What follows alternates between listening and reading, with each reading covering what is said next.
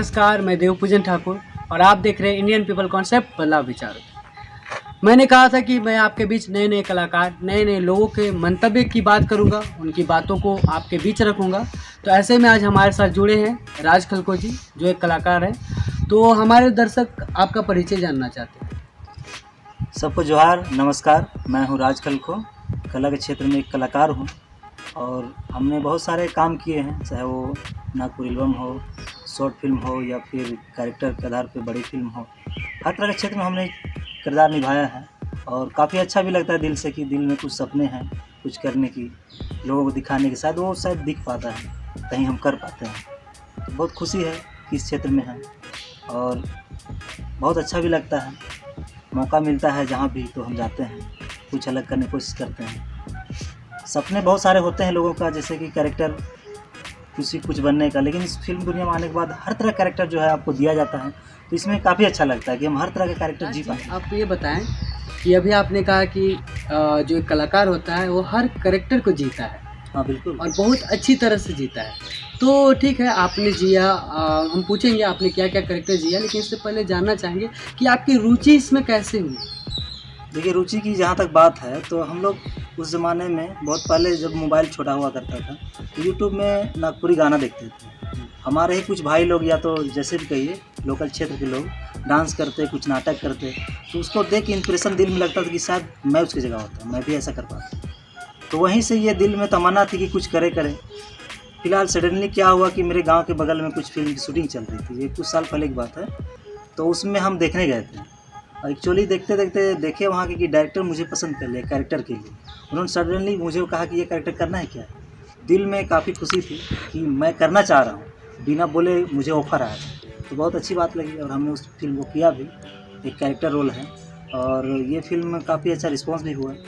उसके बाद से इसमें हम लग ही गए, मतलब करते ही रहे कुछ ना कुछ, चाहे वो शॉर्ट फिल्म हो या फिल्म हो, हर तरह का।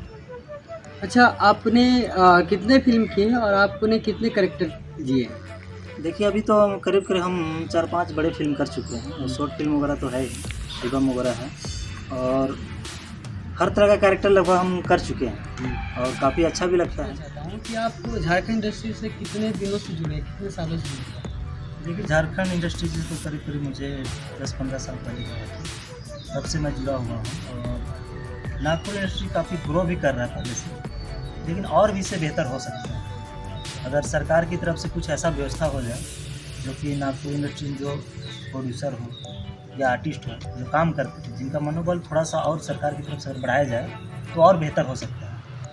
अभी जैसे लॉकडाउन का अगर बात करें तो लॉकडाउन होने से क्या है कि बहुत सारे आर्टिस्ट को पैसों का दिक्कत आ रही है और बीमारी की वजह से वो एक दूसरे जगह पर जा नहीं पा रहे, काम तो भी मिलना बंद हो चुका है, उनका रोजी रोटी जो है बिल्कुल लाले पड़ गया है देखा जाए। और कुछ लोगों की तबीयत ख़राब हो गई तो उनको हो सकता है खर्चा जो है हॉस्पिटल को चुका नहीं पा रहे, तो इस तरह का माहौल भी है। और दूसरी बात है कि सरकार, हम देखते हैं कि यहाँ पे बड़ी फिल्म आती है तो उनको सब्सिडी कहें या तो उनको जो भी प्रोत्साहन राशि दिया जाता है उनको इजीली मिल जाता है। वही चीज़ अगर यहाँ के प्रोड्यूसर या तो यहाँ के फिल्म को, नागपुरी फिल्म को अगर उस तरह से प्रोत्साहन मिले तो मुझे लगता है कि यहाँ पर और सारे कला के क्षेत्र में, चाहे आर्टिस्ट का बात हो या डायरेक्शन की बात हो या तो फिल्म की बात हो, सारे चीज़ निखर का और भी आएगी। कई बार ये सवाल आते हैं या लोगों की शिकायतें होती हैं, जो कलाकार हैं उनकी ये शिकायतें रहती कि जो वो फिल्मों में काम करते हैं, जो बाहर की फिल्मों में काम करते हैं, तो उन्हें उचित आय या मजदूरी नहीं मिलती। इस पर आप क्या कहना चाहते हैं? हाँ, ये बात भी सही है आपका बिल्कुल। इसमें देखिए, इसमें पहला पॉइंट तो हम देंगे कि अपने ही जो आर्टिस्ट है उनकी भी गलती है, क्या कि उन्हें सिर्फ काम कहा जाए और काम के लिए चलते हैं, वो ये तय नहीं करते कि मुझे वहाँ पे क्या कैरेक्टर मिल रहा है या मुझे क्या फी मिलेगी या जो भी पैसा है क्या मिल पा रहा है। उसमें क्या है कि आर्टिस्ट का एक यूनियन नहीं बन पा रहा है। उसमें क्या होता है कि जैसे हमने किसी प्रोड्यूसर से या तो डायरेक्टर से बात कर लिया कि ये फिल्म करना है या तो ये कैरेक्टर है आपका, हमने बात कर लिया, उसमें क्या होता है कि मुझे फ़ी इतना मुझे चाहिए, हमने कह दिया। कभी कभी क्या होता है कि दूसरा आर्टिस्ट जो है मेरी जगह चल जाता है, उन्हें पैसे की या किस तरह कोई ज़रूरत नहीं, उनको केवल काम चाहिए। तो इस तरह का उलझने भी हैं, आपसी तालमेल अगर देखा जाए तो उसकी कमजोरी भी है, उसको तो हम लोग यही कर सकते हैं। मतलब आपका कहना है कि झारखंड इंडस्ट्री में ऐसे बहुत सारे लोग हैं जो इसका विरोध तो करते हैं, लेकिन विरोध करने की संख्या बहुत कम है जी जी और इस चीज़ों को सपोर्ट करने वाले लोगों की संख्या बहुत है। बहुत और जिसके वजह से आज जो दबे कुचले जो कलाकार हैं उनकी स्थिति बस बेहतर कही जाए तो हो गई है। तो इसमें किसके लिए क्या करना चाहिए, इसके लिए क्या कदम उठाना चाहिए? इसके लिए कदम तो यही होना चाहिए कि एक तो आर्टिस्ट का तो यूनियन होना ही चाहिए, साथ ही साथ गवर्नमेंट का एक प्रोत्साहन भी होना चाहिए। दोनों का जो मिडिल में हो, आर्टिस्ट का और सरकार के दोनों बीच का एक यूनियन बने, ठीक है, जिसमें एक तय हो कि जूनियर आर्टिस्ट या सीनियर आर्टिस्ट या जिस तरह का भी हो, उनका एक परमानेंट इस तरह का व्यवस्था दिया जाए जिससे कोई भी फिल्म हो, चाहे क्षेत्रीय फिल्म हो चाहे बड़ी फिल्म हो, जब भी आए तो उनको सही मार्गदर्शन मिलता है। तो ऐसे में तो देखा जाए कि बहुत सारी यूनियन है, तो क्या वो अपना काम अच्छे से नहीं करती क्या? क्योंकि यहाँ पे यूनियन लोग अपने फायदे के लिए बनाते हैं। अभी इस तरह का यूनियन यहाँ पे बहुत सारा पहले भी बना है और अभी भी बन रहा है, लेकिन मुझे नहीं लगता है कि ये यूनियन सही है। यूनियन एक बनना चाहिए बहुत बढ़िया, जिसका रजिस्ट्रेशन सरकार से लेकर के कलाकार तक दोनों के बीच तालमेल के आधार पर। तो कहने का मतलब आप क्या कहने का मतलब कि बिचौलिया नहीं होने हाँ, चाहिए, बिचौलिया नहीं चाहिए। सिर्फ सरकार और आर्टिस्ट के बीच में वो तालमेल हो। हाँ, ये इसमें डायरेक्ट लाभ मिले। इसमें डायरेक्ट हो जाएगा तो सब। आपने कहा कि जितने भी नागपुरी फिल्म के कलाकार हैं उनकी आर्थिक स्थिति सही नहीं है जो होनी चाहिए, क्योंकि जो नागपुरी इंडस्ट्री है वो ग्रोथ अभी नहीं कर पाई। लेकिन मैं आपसे ये जानना चाहता हूँ कि नागपुरी इंडस्ट्री के जो कलाकार हैं उनकी जीवन शैली कैसे अच्छी हो सकती है? देखिए, कलाकार जो हैं रंगमंच में तो अपना कला के क्षेत्र में अनुभव या तो मंझे हुए जहाँ पे कर रहे हैं वो तो बढ़िया है। उसके साथ साथ देखिए स्थिति परिस्थिति ऐसा आ गया है कि लोगों को जो है कला के क्षेत्र कला के कुछ सपोर्ट में अपना इनकम का जरिया बनाना चाहिए, चाहे वो कुछ भी करके। जैसे बहुत सारा भी हम लोग देखते हैं लॉकडाउन की वजह से कुछ लोगों का अपना काम छूट गया है, तो वो जो है सड़क में कोई सब्जी बेच रहा है, कोई फल बेच रहा है, तो कोई जो है दिहाड़ी मजदूर भी कर रहा है। मजदूरी अगर छूट गया है तो अपना घर में आके कुछ अपना जो है छोटा मोटा काम कर रहे हैं। उसी तरह से मैं एक आर्टिस्ट होते हुए भी रोजी रोटी कमाने के लिए एक छोटा सा होटल चला रहा हूँ, जो कि देखिए अभी लॉकडाउन में तो कुछ काम नहीं मिल पा रहा, बाहर जा नहीं पा रहे हैं।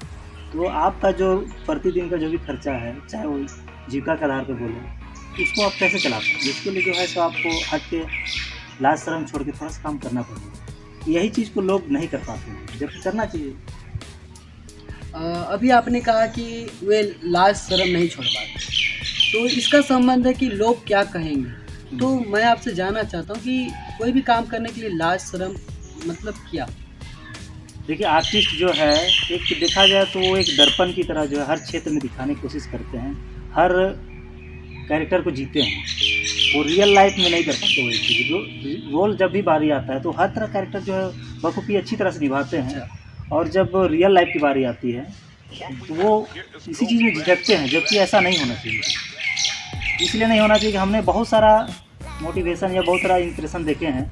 जैसे अभी देखा जाए हम लोग की आइडियल कहें तो रजनीकांत साहब जी, जो पहले बस का कंडक्टर थे, जो टिकट बेचते थे, पैसा लेते थे, उनके अंदर एक कला था, उनको निखारा गया, उस जगह पे गए। जब तक, यही मैं कहना चाहूँ कि जब तक आपकी स्थिति अच्छी नहीं है या तो आपकी इनकम की जरिया बहुत अच्छी नहीं है, तब तक आप इस क्षेत्र में तो हैं ही। उसके साथ साथ आप इनकम का जरिया बनाइए, सपोर्ट लीजिए, और दोनों चीज़ को आप तालमेल बना के तभी तो आपकी ज़िंदगी कटेगी। उसके बाद देखिए आपके अंदर जुनून है, ललक है, वहाँ तक आपकी मंजिल है, तो आप वहाँ तक जाएंगे ही, लेकिन उसके लिए आपको संघर्ष दोनों जगह करना पड़ेगा। रियल लाइफ में भी आपको संघर्ष करना पड़ेगा, इससे आपको कतराने की कोई ज़रूरत नहीं है। क्या है कि आप तो कैरेक्टर वहाँ जीते हैं, तो उसी को आपको यहाँ करने में क्या दिक्कत है? हमने इन सारी चीज़ों को दूर कर दिया है और हम वही कर रहे हैं। जैसे कि बहुत सारे जो बच्चे हैं आज झारखंड इंडस्ट्री में जुड़ गए, नागपुरी इंडस्ट्री में जुड़ गए, तो आप उन्हें क्या कहना चाहेंगे? देखिए, अभी नए कलाकारों को तो मैं यही कहना चाहूँगा कि आप कला के क्षेत्र में हैं और जो आप बहुत अच्छा काम कर रहे हैं, और मैं यही कहूँगा कि आप कला के क्षेत्र में तो दे रहे हैं अपना समय, उसके साथ साथ कुछ बैलेंस बना के चलिए। जैसे इनकम का जरिया बना के चले, या तो आपकी कुछ पढ़ाई लिखाई के क्षेत्र की बारी हो, उसमें भी आप अच्छा परफॉर्म करें।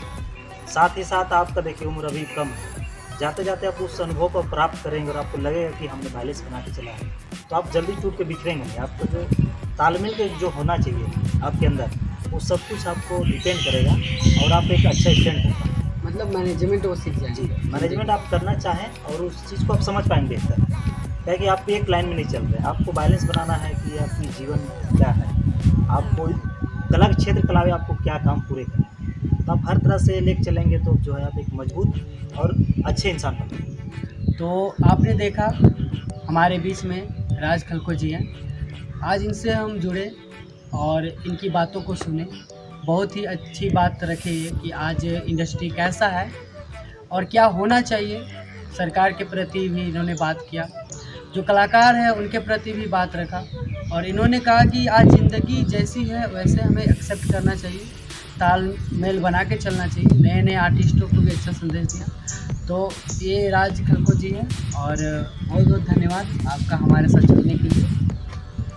आपको भी बहुत बहुत धन्यवाद और आप बहुत बढ़िया काम कर रहे हैं। आप सभी से भी मुझे कहना है कि इंडियन पीपल कॉन्सेप्ट से जुड़े और इसी तरह प्यार दें। और बहुत खुशी की बात है कि इन्होंने मेरे अंदर जो दिल की बात है उन्हें रखने का मौका मिला और इनसे मिलकर काफ़ी अच्छा भी लगा। और आप सबको बहुत बहुत धन्यवाद कि आप इसी तरह प्यार बनाए रखें और हमसे जुड़े। धन्यवाद।